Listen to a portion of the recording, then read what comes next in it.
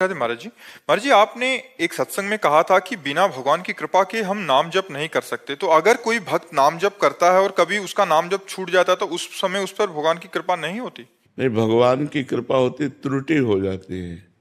माया आकर्षण करती है ना, तो हमसे त्रुटि हो जाती है।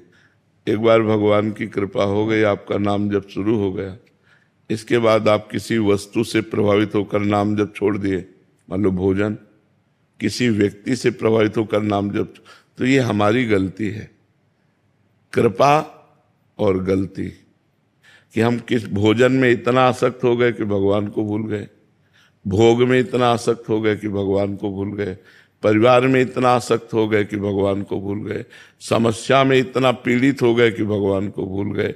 तो कई ऐसे क्षेत्र हैं जहां हम असावधान हो जाते हैं और भगवान का विस्मरण हो जाता है। इसी का नाम माया है।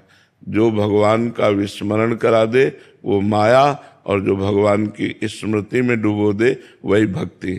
तो हम भक्ति को पकड़े, बार बार अभ्यास करें नाम जप का, इसमें भगवान की अकृपा नहीं है। पहली बात तो भगवान किसी पर भी अकृपा नहीं करते। वो इतने दयालु हैं, इतने महान हैं, इतने करुणामय हैं कि वो थोड़ी देर के लिए हमें लगेगा कि बड़ा अमंगल हुआ, भगवान की शरण में हैं, भजन कर रहे हैं, कोई ऐसी घटना घटती है, लगता है बड़ा अमंगल हो गया।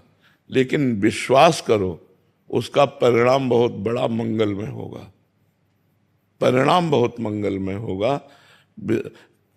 कौरव सोचते थे कि क्या कर लेंगे पांडव, 5 है और हम 100 हैं। और जब महाभारत युद्ध हुआ तो कौरवों के पक्ष में 11 अक्षौणी सेना और पांडवों के पक्ष में 7 अक्षौणी सेना। पर ये नहीं समझते थे कि अखिल ब्रह्मांडों को बल प्रदान करने वाला उनके पक्ष में है। तो भक्त के पक्ष में भगवान होते हैं। पर ऐसा कोई सोचे कि हम भक्ति करें कोई समस्या ना आवे, तो ऐसी बात नहीं है।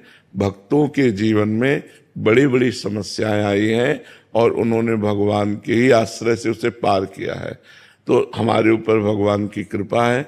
हम किसी समस्या पे या किसी प्रलोभन पे या किसी भोगासक्ति पे इतना आसक्त ना हो जाए कि भगवान को भूल जाए। ये हमारी कमजोरी है, ना कि भगवान की अकृपा।